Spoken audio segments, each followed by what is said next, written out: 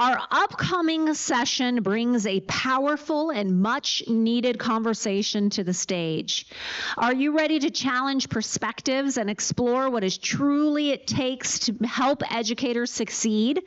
This discussion on are we expecting too much from teachers and not enough from the system will explore real experiences, bold ideas, and practical solutions to create stronger, more supportive environments for both teachers and students.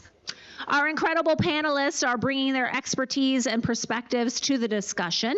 Please help me welcome our panelists. We have Dr. Rose Chu, the founder and director of Elevate Teaching; Troy Nelson, the director of Achieve program at School of Business Administration, Oakland University; Lisa Polk, founder and CEO of Pollyanna's Place, Inc.; Armond James, the teacher at Empyrean Teacher Club; Brandon Jackson, the assistant principal and athletic director of Pocatello-Chubbuck School District 25; and Tyrone Richardson, academic and accountability officer, 6 through 12 at CSDNB Teach One Publishing. And they are joined for the session with our moderator, who is Nakia Avery, the CEO of Avery Consulting Services, LLC. Welcome them all to the stage.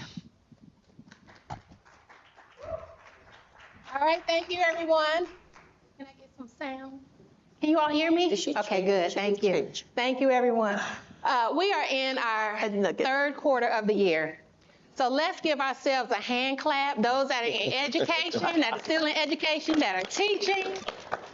I like to tell teachers, you are the one profession that everyone has to come through. That's right. You can be a billionaire movie star, a millionaire ball player, but there is someone's classroom that you had to sit in. My work now is education consulting.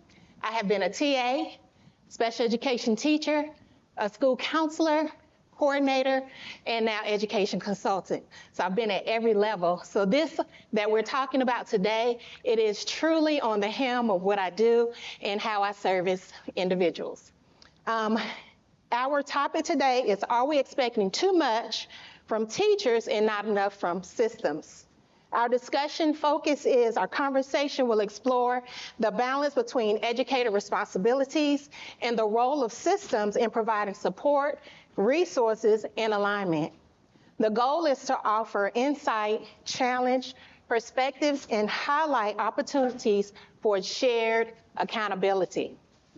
On my left here, the panelists are Lisa Polk, founder and CEO of Pollyanna's Place; Dr. Rose Chu, founder and director at Elevate Teaching; Armond James, teacher at Empyrean Teacher Club; Brandon Jackson, assistant principal and athletic director; Tyrone Richardson, academic and accountability officer; and Troy Nelson. They will each share with you a generalization of the topic. We will go through one question, offer opportunity for you all to share with us, and then we will have 2 more questions after that. And if we have time, we will have some Q&A. So we're going to start from left to right. Okay. So Tyrone Richardson, academic and accountability officer. That just basically means that I'm an assistant superintendent in the city of New Britain, and I'm from Connecticut.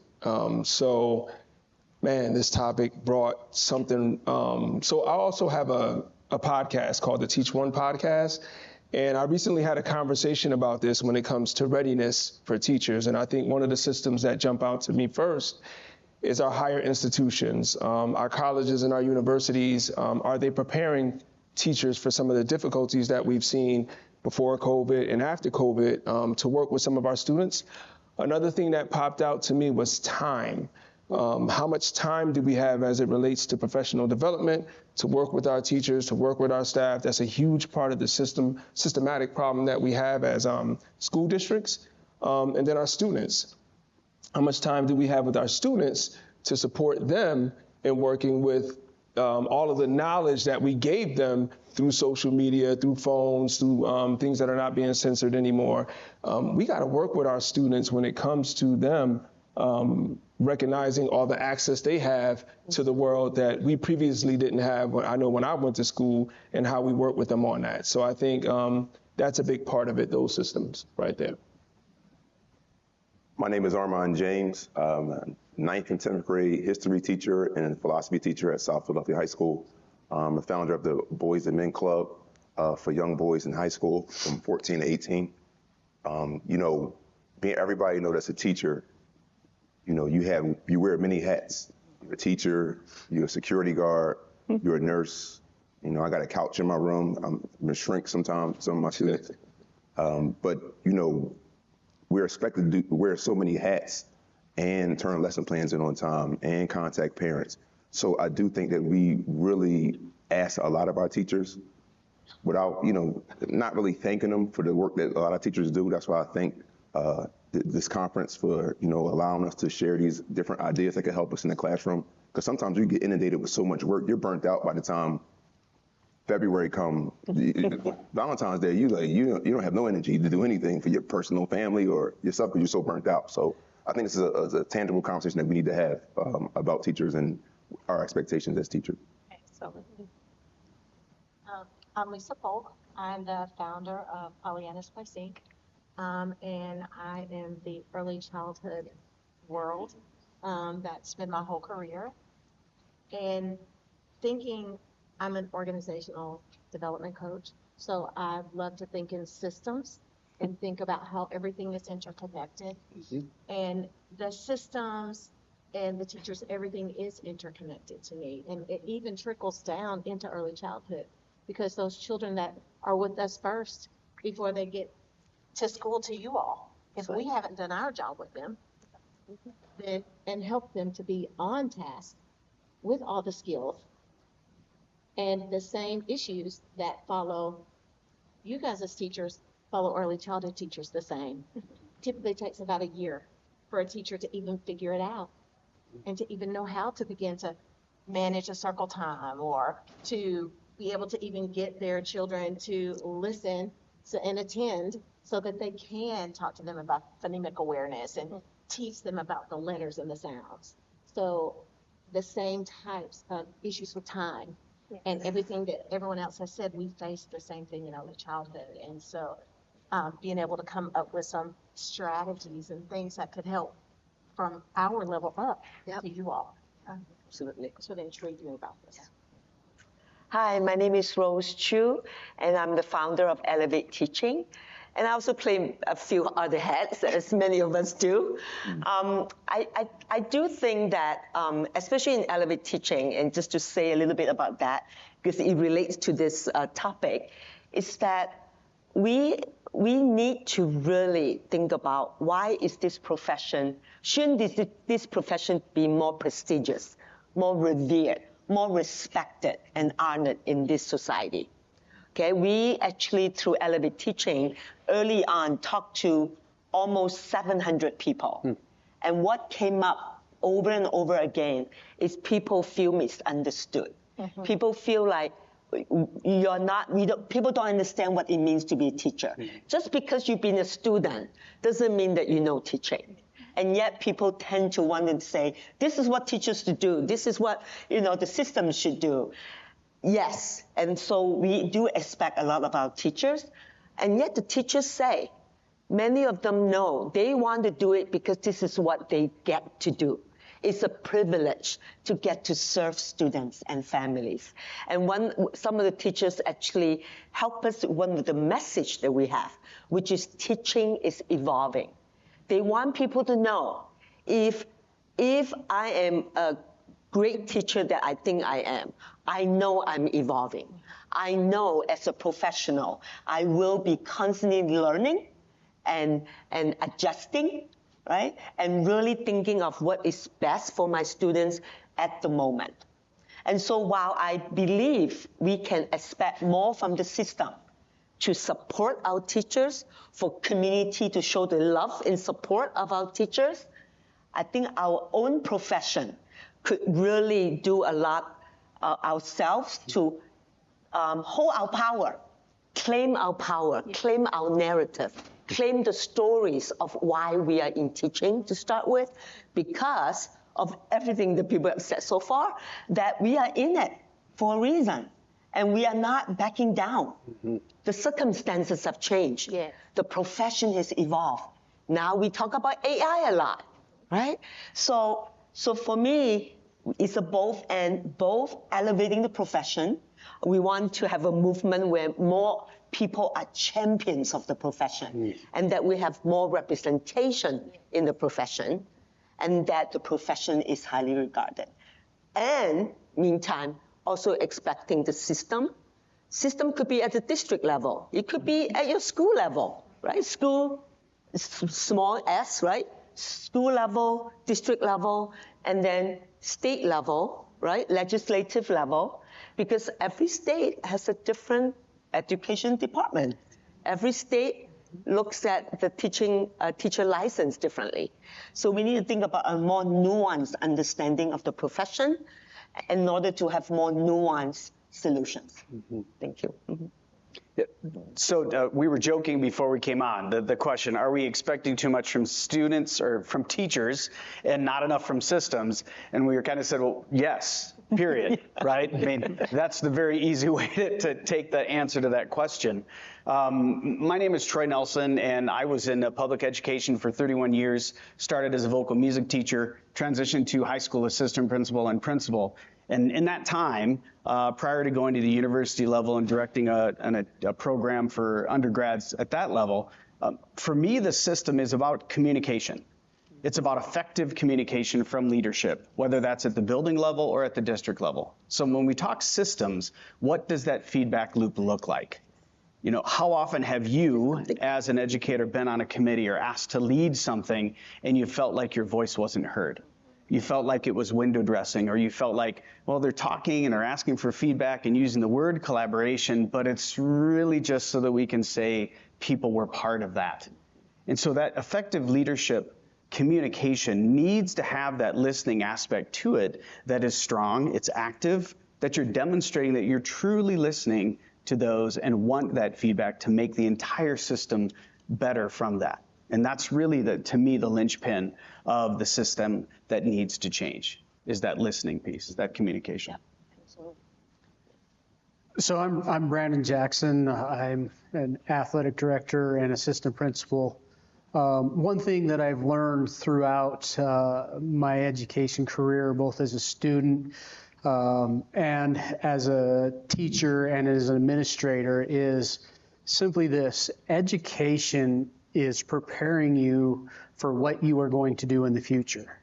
So if you're okay with what you're doing right now in the future, then just don't do anything. However, if you want things to change, continue to learn, continue to grow, continue to understand your strengths and your weaknesses. With that being said, this is the one thing that I tend to focus on, especially with my athletes, especially with my teachers, and especially with the students, is they're all individuals. I focus on the individual and their needs, and help them to be able to remove the barriers that are in their path from growing. And to me, the systems that we have are there to help that are tools. They're not solutions. They're tools to help our educators to be able to remove these barriers. Now, with that being said, also, it's as to your point, it is a lot about communication. And too many times it's about the best and newest and greatest, shiniest toy, the next best thing, instead of taking and refining what is already there and continuing. We're too quick to change. We're too quick to not look at we're too quick to not look at why it's not working, instead of what can I do to fix it. Mm-hmm. I can say, as my first year as a teacher, I think I was thrown in the lion's den. I had no expectation and anticipation for what I would be experiencing. And I worked with children who were dealing with behaviors, And many of them had ankle monitors, so I also had to work along with their POs. Now, I did come from the prison education system, so going into high school, working with those students, I did have some knowledge of it. But when it came to working with the parents and then also the other educational systems, principals, individuals at district level, teachers, other teachers themselves in Gen Ed, I did not have experience in that area. And so I knew I had to go into an IEP meeting, and I was told that this particular family has due process. They have a lawyer right now, and they have a lawsuit against the school. So the first thing I thought, I got my TA to document on the student their behaviors, things that they were doing throughout the day, also good things that they were doing throughout the day, but their challenges that they were having. So when I got before the family and we're working through their IEP as a team, I always look at it as a team and a partnership. I always like to go through what are some of the things that they are doing well in the classroom, and then what are their challenges and what are we seeing. So when we started going through the data, the parent was just, her mouth just opened wide, and she just had no idea what was happening with the students or with that particular student. And so we developed a partnership afterwards. And these are strategies over the 17 years of education that I've been able to develop and work with not just teachers, but also principals and school leaders on how should family engagement look? How should those meetings we have with parents look? Because one thing that I understood as a school counselor, and there were incidences in the classroom, is when you ask, have you talked to their parent? Typically, it was always a no. And here it is November, December, and you have not talked with that parent. And so now they're upset because you have all these issues with their child when those conversations should have happened very early on. Right. And I suggest at least 1 or 2 conversations in the beginning between August to September. And so there are certain strategies that you can use that will allow families to partner with you that I actually had to learn after some time went on. But as a teacher, I was not taught that. But it should be something that should be taught, because some teachers are scared to talk to families. They don't know what they're going to say to them. They sometimes feel like they look like the bad guy. So yes, I would say yes, that sometimes we do expect a little bit more from the teachers than the systems and those who are in leadership have prepared them for. Where do you see the greatest disconnect between expectations placed on teachers and the support provided by systems? And we're going to start with Dr. Chu, and we'll work ourselves down and come back up to the beginning. Okay, so just so you know, I wasn't scrolling. I was looking for the question. No, I ain't paying attention, but I can't find it. Could you repeat the question again? Where do you see the greatest disconnect between expectations placed on teachers and the support that is provided for them? Yeah, from my experience and also experience with a lot of educators, they would say, right, like so much of education sometimes is about the technical. All the forms you have to fill, all the meetings we have to do, all the things that we have to comply, the tests we have to do, all necessary sometimes. Well, we can debate on some things, but it's part of the system, right? Yes. Part of the system. As a teacher, you are supposed to be prepared to do that. And over time, if it's kind of the soil, right? If you don't nurture the teacher core that you have, I hear a lot of teachers forgetting their why. Yes. They literally feel a little disconnected from what is your origin story that got you to what you do. When you say you want to quit, have you talked to someone as to what about teaching that you want to quit? And this is a true story. I actually talked to someone, I think he was doing Uber driving, taking a break from teaching. He wanted to quit. He wanted to you know what, the system is not supporting me. I'm from the LGBT community, and my community did not like who I am. So he started talking in the very negative. And then as we talk some more about system, what he's not feeling supported, he say, oh, if you ask me what I teach, I love it. And his face just lit up, right? So this disconnect for me is that if you really provide the space for teachers to think deeply and reflect deeply, Nobody get up in the morning and want to say, I'm not going to do right for my kid, right? Nobody's going to do that. And he felt as if he couldn't do anything right. And yet when he talked to him, he was just like, wow. I say, see, you actually love teaching. What you didn't love was how you were treated. Let's separate the two. Let's have that nuanced conversation and consider what you need to support you. So for me, that's a disconnect, right? Are we supporting what teachers really need? Are we listening to them? Are we giving a chance for them to remember why they do what they do, why we are in this profession, and love them and support them, not by bringing donuts in the morning. That's surface, where they really say, wow, this principal get me. This colleague gets me. I really feel supported. That feeling is priceless. That disconnect is causing a lot of grief in our teaching profession. I'll stop there. There's so much more I can say. I think for me, it goes into, you start a race how you want to finish it, right?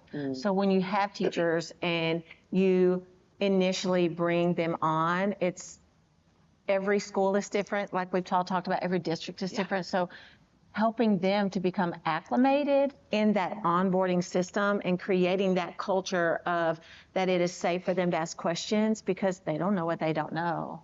And so making it safe for them to ask questions, but also having the support that the people in leadership actually know what's going on in those classrooms. If they know what's going on in those classrooms, they know the areas that their teachers are struggling in. And being able to hear them, let them ask questions, and then be able to support them from that standpoint. I think that's very important. I think there's multiple disconnects for me as an educator. One is inclusion. When I'm teaching a class and you got a kid reading on the 4th grade level and a kid reading on 12th grade level, and we got to take a state test in May that's on 11th grade level, and they're in 11th grade. So you want me to differentiate all this instruction all year and then send them in a test that's all 11th grade work? It's very counterproductive to me. I think sometimes the observations from principals are counterproductive because you come in the classroom with 30 students. Nobody fights in my classroom. I got a really good cachet in my class with my students. But they come in with a clipboard checking off, is the objective up? Oh, is this up? Oh, you have it? Forget the objective. I don't think you can run this classroom. My students don't come here, oh, there's the objective. I'm going to get to work. No, that's not how it works in here. So, and they may see a kid sleep, and they give you a 2.5 out of 3. All students wasn't engaged. This kid has an IEP. It's a 90-minute class. He did 45 minutes of work. He's designated to do 30 minutes. He did what he had to do for the day. He's not on the right level, so he checks out after 30 minutes. They don't even ask me that. They don't ask about the student and anything. So there's so many disconnects to ask from the teachers. And I'll be finished with this, but don't get on top of discipline. We don't discipline no more. We don't want to suspend. So we said, oh, we can't deny that child education. If we send them home, they're just going to be outside in the streets. Well, you're denying a kid the education that's in the classroom that's trying to focus and want to do his work. So how are we taking it here? But you may have to work in silos in your classroom. I built the cachet with all my students where we don't call security. We don't call the admin. They don't come in my room. We have a respect in our classroom. We built a little family environment in there. And that's what you have to do, because you probably in certain schools, but I hear from teachers, you're not going to get that much support from people above you because it's just so much going on in the school at a particular day.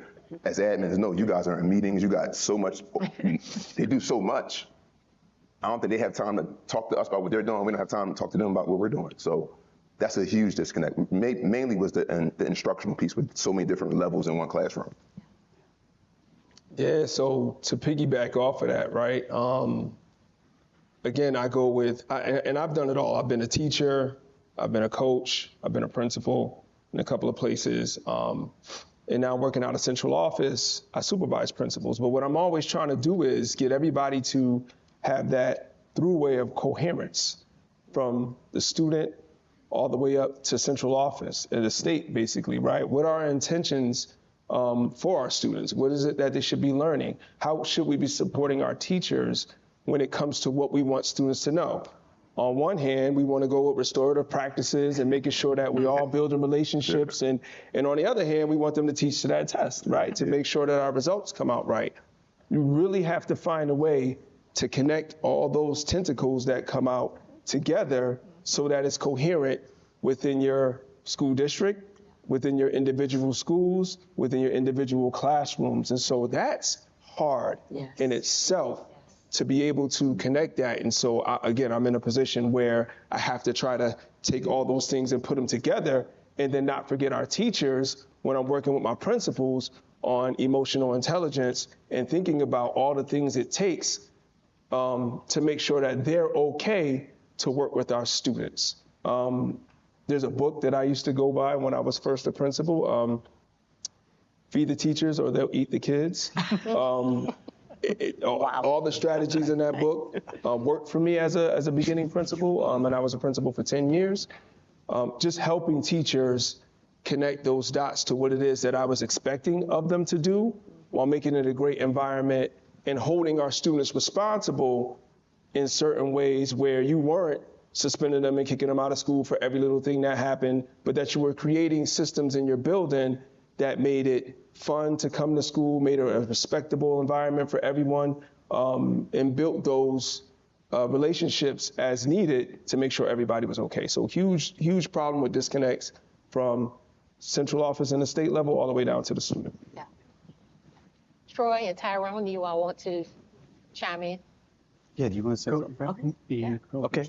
I would just say that disconnect. I jump up of what Armond and Tyrone said, right? I mean, that idea of all of that is about communication, right? So as the leaders of the district or of the school, what are you communicating as expectations? And are you then having that conversation with teachers so that it's real, so that it makes sense to everybody and that you're taking that into account? And I think that's one of the biggest pieces is that teachers are left out of that conversation.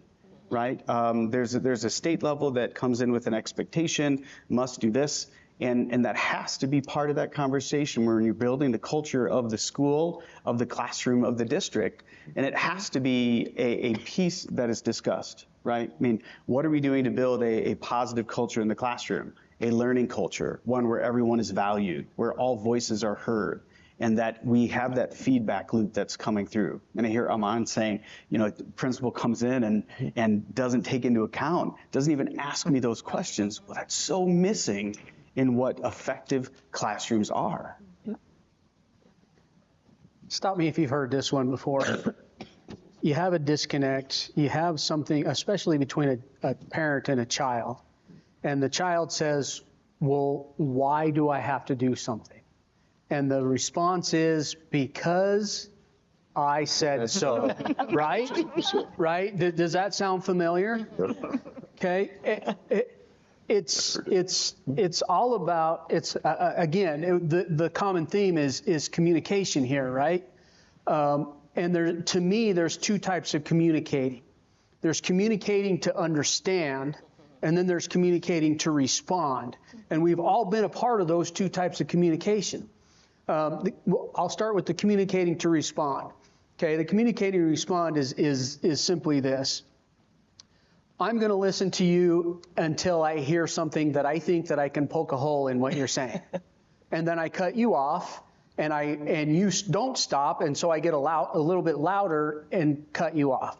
And then you begin to respond to me when I'm trying to say my point of view, until you find something that you can poke a hole in what I'm saying, and then I'm not going to stop, and so you get a little louder, okay? And so here we go. We start the elevation chain, and we all know that when our voices elevate, what turns off? Our listening skills, right? Our ears. So communicating to understand is this. It's active listening, and we've heard this from a few sessions before. It's giving everybody an opportunity to speak their mind, to be able to speak and get out what it is that they're feeling. They may not be able to understand what it is they're feeling until they have the opportunity to say it. And so as an administrator, I usually don't say anything until my teacher or whoever it is that I'm talking to or student is done speaking. because a lot of times, you know, the people that are in our charge, they're carrying around a lot of rocks. So I'm going to use a metaphor, right? We have these big packs like Santa Claus on our back, and we're carrying around all of these rocks. Okay, what may be a boulder to somebody that they can just barely even manage might be a small pebble to me, but I can help carry that. As soon as they tell me what's going on, it's like them taking it out of their bag and giving it to me and helping, and so that I can help shoulder the load, help them get along and be able to see things from a different perspective. And I think that's where a lot of the disconnect is happening, is a lot of, especially with, we talk about in the political world, the politicians haven't spent very much time in the school. So they don't understand what is facing our students. They really don't have a true understanding of that. And so when they do get together and talk, and these ideas are being brought to them of what our teachers need in the classrooms because of what our students are bringing, they say, well, I didn't have to have that. I got through school okay, just the way that it is. Well, we have to, at some point, education and the way that we are educating our kids and our students, and actually each other, everybody, has to progress, has to go forward. And we talk about these different platforms, AI being one of them, right? And because there was brought up yesterday, you know, the internet was similar to what AI is now, right? Because I went through, when I was in high school, I remember the internet just being first introduced, and it was an uproar, okay? So same thing. It's all about communication. It's all about getting to understand the one and the needs of the one, okay? And helping remove those barriers. So at this time, we're going to ask our audience participants, if you all have any pressing questions, we'll take one or two, and then we'll have two more questions after that. Yes, sir, and I think there's a mic. It was in the middle of the floor here. I'm loud, so you probably can't hear me. One of the things you guys have been talking about, the disconnects. And from my viewpoint, as a lot of other people, there's an epidemic of the boards of education around the country. Civility, terrible, terrible things that we do to each other. You know, I come from Connecticut, and we have a town called Bridgeport. It's had a rough reputation for a long time. Getting people in some of these boards that are literally having physical altercations. They're being arrested. How do those people, do you ever have any run into that? But it is, every day you're going to see a story in the education. The board of directors are not really your central office. They're not in your school. They're telling you what's going on, and they're getting pulled by every parent who wants to be involved. And I live in South Carolina, and some of the instances of things that are down there day after day that you see. So how does that fall into place when you're trying the best you can in your schools? Most of the time, they may not even be interested in your schools. They're interested in having the power to dictate your curriculums, et cetera. Where do I start? So I will say I was part of bond meetings. One of the schools was going to be closed down, and two schools were within a mile of each other. If that, the schools were very close. I would say maybe a mile and a half of each other. And so there were lots of conversations about which school was going to be closed. One was built in 1956, the other one was built in 1960, so they were both very old. And I like the fact that we had several conversations prior to getting to the main meetings. Also, they used surveys for families, educators, and community members to be able to share their thoughts about everything. So they had an opportunity to come to the meetings. They had an opportunity to share in the surveys as well. So I believe some of that can be dealt with as far as the anger that is happening in communities and people not being heard systematically when we look at what approaches, what conversations, how can we do this prior to getting to the main meeting? And then I feel as though people will feel respected. What do you all think? Well, I was going to say that in my particular board where I'm at right now, I think my superintendent does an excellent job of preparing the board for difficult situations so that they have appropriate conversations about those difficult situations. One of the things I see across Connecticut right now, because I'm from there too and I know about Bridgeport a lot, is the budget season. And that's also going into the disconnect as well, particularly in our urban areas for how we fund schools. That's where meetings can get contentious when it comes to those things as well. And that's where there's a disconnect between the classroom and what we can actually afford. And so sometimes our hands are tied with certain things, and that can be a problem for boards as well. But budget process is just awful the way that we fund education right now. Well, I'm so glad you bring up the school boards because I don't think it has been brought up a whole lot. I'm actually a school board member of a small district, well, not so small, in Minnesota, about 7,000 students. And I have to say, it has gotten more contentious from 7 years ago when I first ran for the position. And I ran because I'm an educator. I'm not running because I want to step towards something else. So for me, it was my way to, while I'm doing some work with the state level, I wanted to stay on the ground and be closer to the district where I live in. And I'm very fortunate to be with the school board that we agreed to be student-centered. We are a very equity-based district where we are clear. We don't come with our personal agenda. We also got a new handbook that say, this is the role of a school board member. And I actually wrote an article in the School Board Association in Minnesota about what is the role of a school board member to create the tone of the district. So when we hear that it is not happening, we need to pay attention to who is actually running, because that does change the tone of the district. I have visited schools where teachers would say, I hear other people in other districts, thank you for what the school board has done to create the environment where we can talk about history, where we can actually talk about Black History Month associated with the Metro Surge that we had. I'm not kidding. We actually tied those two together about community organizing. So it is possible to have school board that actually do the work that you're supposed to do, and then have the community support to make that happen. And working with the superintendent and the cabinet is one of the most important things. When that relationship isn't working, it really impacts everything. Impacts the teachers, impacts the parents, the families, impacts the community, and the tone. As I say again, right? Like what is happening as a community, it really impacts it. And we've been sticking to the fact that we are in the business for our students and families. And we stick to it. Yes. And we had to,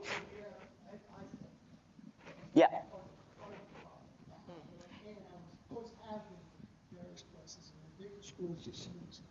Very good. She gives us some time. Yeah, she put it. But Yeah. see. I have to say, I was shocked by what it took to be running for school board. I was shocked because just how old I was, I'm a resident, that was it. That was it. Yeah. I was shocked. And these are about our children, right? I agree with you. If you want to really have system change, take a look at why it is elected. Well, I think personal agenda was brought up, Yeah, right? I mean, exactly. that's, and then communicated expectations, superintendent, board, what have you, of this is what we expect from you as a board member. Yep. It's passionate for me. I'm actually doing my dissertation on incivility in the workplace, so your question nailed it, right? And we're seeing it everywhere, You get all over the place. So hopeful counterparts, Yeah. counter stories. it's unbelievable. We have a Yes. question in the back. Thank you. Yes.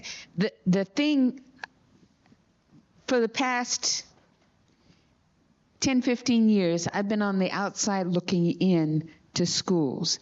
And what I have seen is that parents are expecting teachers to raise their children. And I think that's patently unfair. So how do you change that perception and or expectation on the part of parents that you're supposed to take over every, since you have for 8 hours a day, your job is to raise my kid? Let's answer that. I heard of a story 3 years ago from a neighbor. They were their neighbor was neglecting the dog outside during the heat wave, not any water, anything. And the authorities came to that owner's job, offered a citation, and arrested him. I think we put so much effort into the well-being of a dog in society. And sometimes when kids are coming from certain backgrounds or having certain things happen in their personal life, it gets glossed over. I think we have this, my experience as a teacher is a lot of admin are afraid of litigation from parents. They're afraid of confrontation with parents, so they take a back seat to parenting. I don't do that. I meet parents where they're at. I try to hold them accountable because I hold myself accountable hardly the most. So when I see parents, I think we got to get back to the days where we holding parents accountable for just truancy. Just simple truancy. When kids are truant, that's a problem. Yeah. The kids are not coming to school. They're wandering around. Kids are coming to school high. Every day, kids are bringing weapons to school. I had a situation with a kid brought a weapon to the school where they locked down the school. We had the helicopters outside and everything. Had dogs sniffing in the school. And the parent, I was a dean at that time. The parent said, "Why'd you guys call the cops? But just why he can't get a detention?" I was like, "Man, we're on the news. Detention is not going to suffice." But again, even in that meeting with that parent, I think the admin were very tepid with the parent and saying, "Well, we could do this. We could work with you. We're sorry that we inconvenienced you." I was sitting there like, "Oh, I can't be an admin. I got to stay in the classroom because I can't do that." So I think we got to be holding parents more accountable for certain things in school, because I know exactly what you're talking about. I know other teachers see it. I know you see it on a higher level. So you got to hold them more accountable for Not it. being afraid of those challenging conversations. Yeah. Well, we just have a few minutes left, and I'm pretty sure that many of us will be hanging around if there are those who would like to continue in the conversation, because this is a much needed conversation that needs to continue. But just very quickly, what are some things that we can do in leadership to better align the expectations with realistic capacity? Realistically, what are some things that we can begin doing now based on the conversations that we've had? And we'll start with Lisa. Start with the early childhood person, right? That's where it starts. You solve the problem. Everything starts with early childhood. Starts with early childhood, right? I think that I, like everyone else, go back to that. It takes, in leadership, as I ran programs, being that one that just stopped and listened, supported them when they were right, praise them, not praise them, but support them, make them feel confident in their job, but also coaching them through the times when they might have made a wrong decision or a decision that didn't align with our values, and giving them that opportunity to walk beside them and be proactive in the communication, be proactive with the parents, be proactive with the families, and take some of that load off of them. I would have the difficult conversations and hold those parents accountable so that they didn't take it out on my teacher. And I didn't mind because that was my job, to do that and take that load off of them. So I think being present with them, walking beside them, giving them that support that they need when they need it, how they need it, because not every teacher is going to need the same level. And as we individualize our instruction for our children as best we can and differentiate that, we have to do that for our staff as well. I may have a teacher that I can say, look, you do that one more time, I'm going to fire you. And then I may have another teacher that says, listen, help me understand why you made that decision. Let's talk about it. Let's see how we can do that differently next time. So we need to make sure that we meet our teachers where they are, meet our families where they are, and just continue to provide the support that's needed as they need it, the way that they need it. If I might add really quick, don't be afraid to serve those that you're over, Yeah. those that are around you. Yes, absolutely. Absolutely. Well, thank you all. Thank you for listening. And we thank you, panelists. Thank you, Education 2.0, for having us.